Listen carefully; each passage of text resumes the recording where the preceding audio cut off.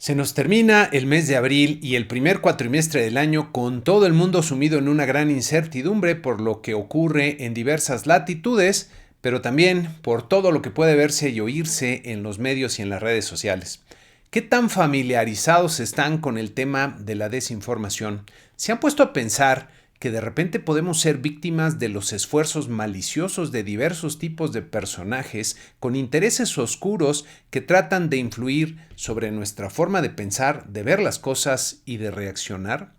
Les comparto a continuación una reflexión muy útil que encontré en un libro muy interesante y útil para entender mejor lo que ocurre en el mundo. El libro es Active Measures o Medidas Activas de Tom Reed sobre la historia de las campañas de desinformación.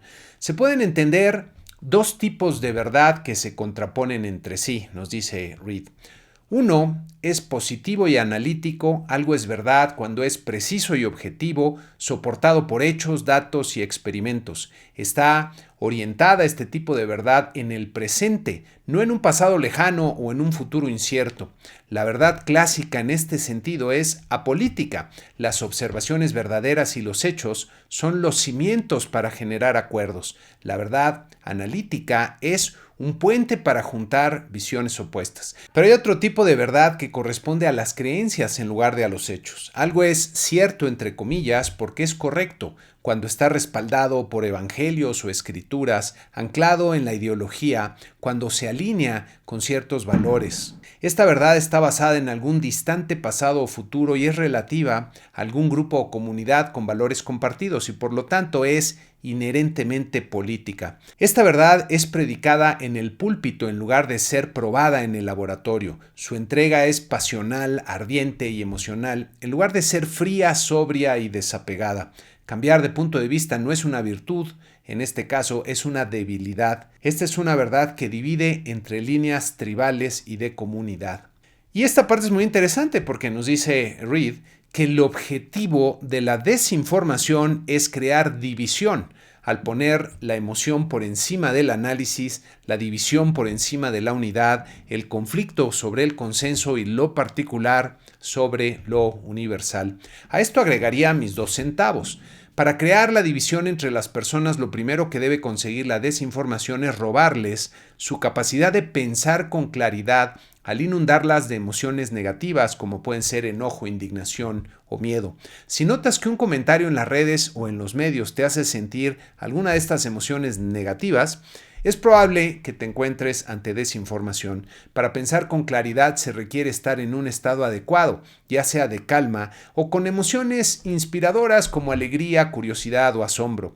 Lo que buscan los desinformadores es robarte tu capacidad de pensar con claridad para activar tus resortes emocionales internos de acuerdo a sus fines. Por ejemplo, si escuchas en una noticia, entre comillas, que el pederasta Juan fue sorprendido haciendo X, Y, Z, la indignación y enojo que te puede producir la idea de que Juan es pederasta te impedirá razonar para cuestionarte si simplemente están difamando a Juan y mucho menos si hay intenciones ocultas del que difunde el mensaje. Cuando estamos ante comentarios que tienen muchos adjetivos y nos damos cuenta que nos generan emociones negativas, hay que sospechar y tomarlos con mucha reserva. Vivimos en un mundo en el que muchos líderes recurren a todo tipo de recursos para lograr sus fines, no solo faltando a la verdad, sino mintiendo de forma descarada, como por ejemplo vimos esta semana al presidente Trump acusando a Ucrania de haber iniciado la guerra con Rusia. Por eso conviene estar en guardia con lo que vemos en los medios. Esta semana murió el Papa Francisco y se realizaron sus ritos funerales en el Vaticano, atrayendo a grandes cantidades de creyentes y a varios de los líderes del mundo. Algo que llamó poderosamente la atención de los medios fue la improvisada y breve reunión que tuvieron Trump y el presidente Zelensky de Ucrania, que podría ser pues una señal esperanzadora de cambio en el curso de los acontecimientos en Europa y en el entorno geopolítico. Ya lo veremos. En otro de los temas más relevantes de estas semanas, pues tenemos la guerra comercial desatada entre Trump y China. Luego de que Trump elevara las tarifas, China contestara, Trump volviera a subir las tarifas, China contestara nuevamente y Trump volviera a hacerlo. Esta nota de la semana refiere comentarios de un experto que advierte que Trump calculó mal la respuesta de China a sus presiones y en una conferencia de prensa dijo que ya había pláticas con China, lo que fue desmentido por el secretario de Relaciones Exteriores de China. La interpretación del mundo que tiene Trump le hace creer que todas las negociaciones son juegos instantáneos y no repetitivos de suma cero, es decir, lo que gana una de las partes es equivalente a lo que pierde la otra y que estas partes no se volverán a ver para negociar en un futuro. En este tipo de juegos, si una de las partes es mucho más poderosa y la otra tiene mucho más que perder si no llegan a un acuerdo, entonces la parte débil tiende usualmente a ceder a las demandas de la parte más fuerte. Pero en la realidad de los países, para seguir con la teoría de los juegos, las negociaciones no son ni de suma cero ni son instantáneas, es decir, el tiempo es un factor que hay que considerar y además son repetitivas en el tiempo. China y Estados Unidos se van a volver a encontrar en el futuro para negociar diferentes tipos de cosas y así todos los países. Si además consideramos que China pues es una sociedad autocrática cuyo liderazgo puede aguantar mucho más presión por más tiempo, entonces pues pueden darse el lujo de responder como lo están haciendo, trasladando la presión a Estados Unidos y a Trump, ya que los ciudadanos estadounidenses son los primeros que van a empezar a sentir y a resentir, especialmente en sus bolsillos, las consecuencias de este tipo de políticas y acciones. Es lamentable que las dos economías más poderosas estén enfrentadas de esta forma, ya que a sus pueblos, y de hecho a todo el mundo, como lo he comentado por aquí, pues les conviene que haya más cooperación y menos confrontación, lo que se ve difícil de conseguir en el corto plazo, así que este enfrentamiento seguirá siendo uno de los factores determinantes para la geopolítica y la economía mundial. Y hablando de la economía mundial, esta semana el Fondo Monetario Internacional realizó sus reuniones de primavera y presentó su panorama económico global, que ahora subtituló como una coyuntura crítica entre cambios de políticas. El fondo nos dice que el panorama ha cambiado por una serie de choques sin precedente con los gobiernos alrededor del mundo reordenando sus prioridades.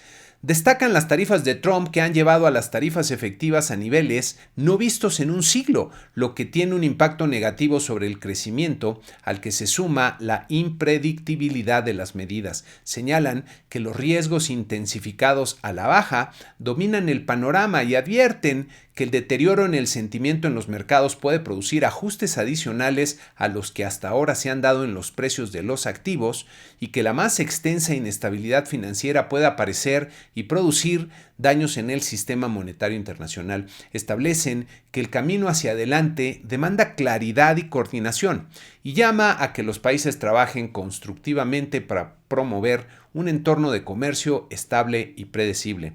En su tabla principal de perspectivas de crecimiento del PIB en el mundo, presentan fuertes y prácticamente generalizados recortes a los pronósticos para el presente año y el que sigue, como pueden ver en las últimas dos columnas de esta tabla con los cambios respecto al panorama que presentaron apenas en el mes de enero. Destacan los recortes al crecimiento para Estados Unidos, especialmente la rebaja de casi un punto porcentual en el 2025.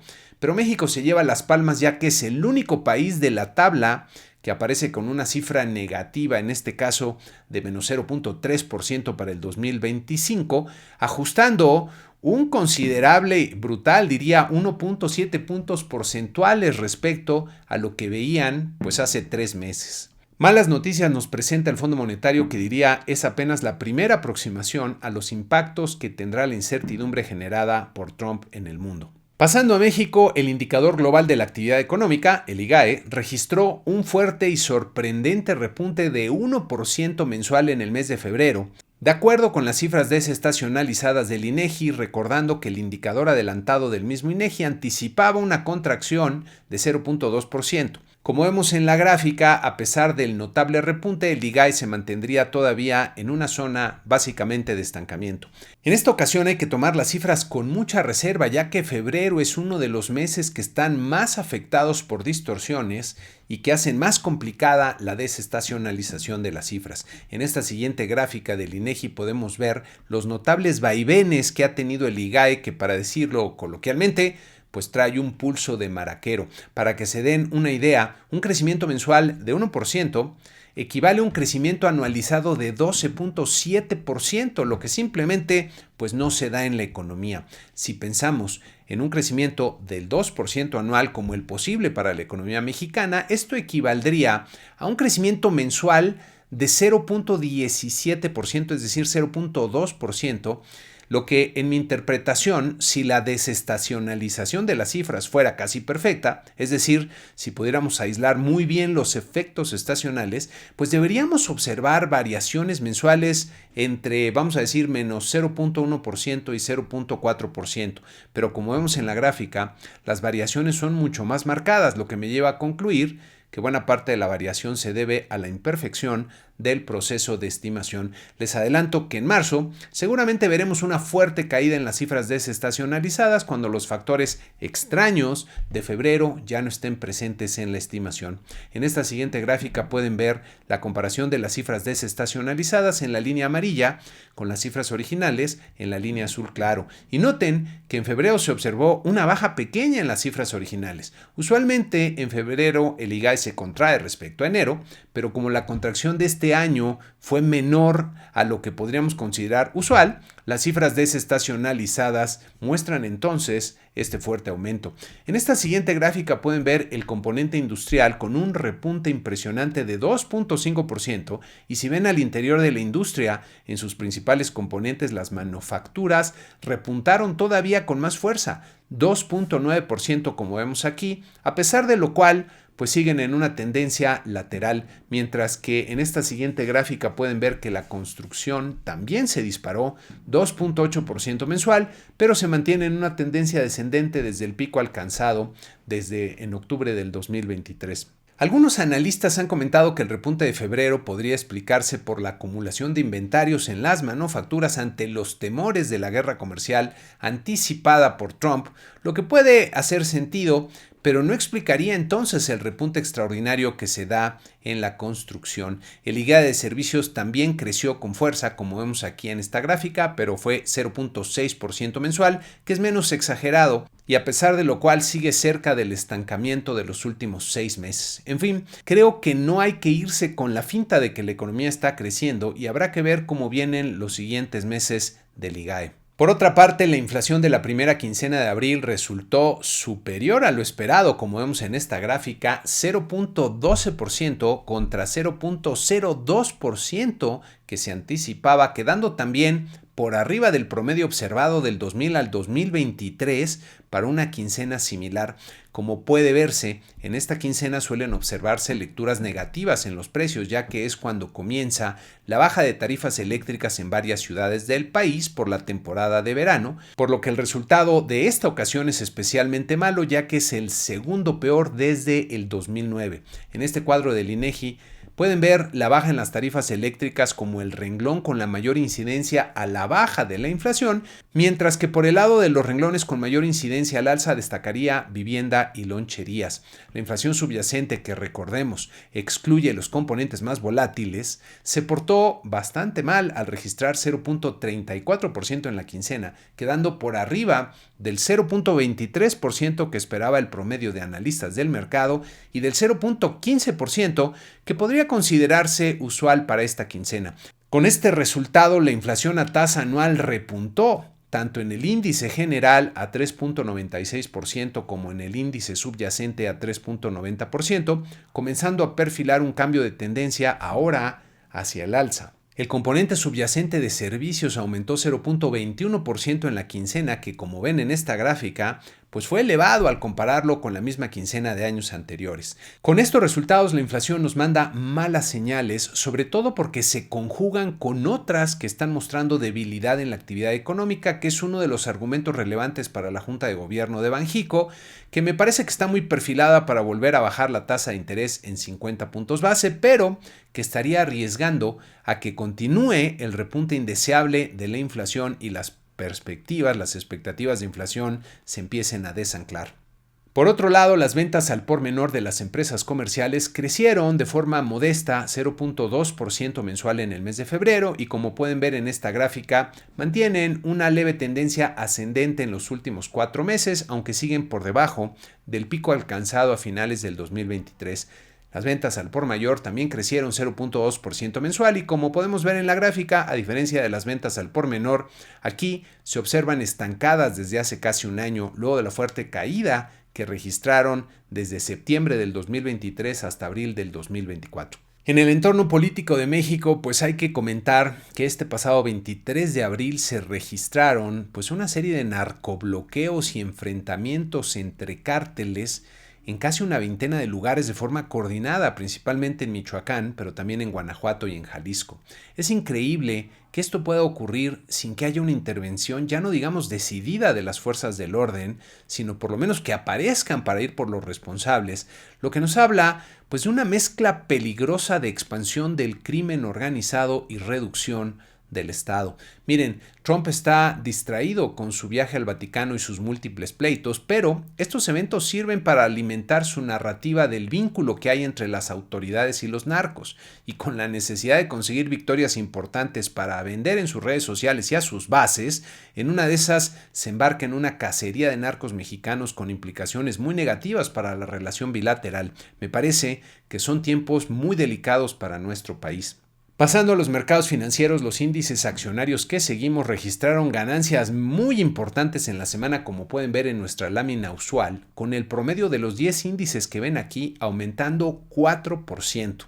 Al extender un poco el rango de tiempo, podemos notar que buena parte de la caída producida por los aranceles de Trump se ha recuperado, aunque hay que notar que la incertidumbre sigue siendo muy elevada, que Trump seguramente seguirá tomando acciones a su estilo y que la guerra comercial con el mundo no se ha evitado todavía, ya que ahora vienen las negociaciones concretas. No sé ustedes, pero este tipo de situaciones me parecen muy buenas para que aquellos que lograron hacer ganancias de corto plazo importantes las realicen, es decir, es buen momento para tomar utilidades. Hay que notar que una de las advertencias que hace el Fondo Monetario Internacional, que también les he señalado con anterioridad en el programa, es que se genere una mayor inestabilidad en el sistema financiero que detone nuevos y abruptos ajustes en los precios de los activos. La cautela en las decisiones de inversión es imprescindible en este entorno y la preferencia por activos más seguros en portafolios bien diversificados es una estrategia muy recomendable.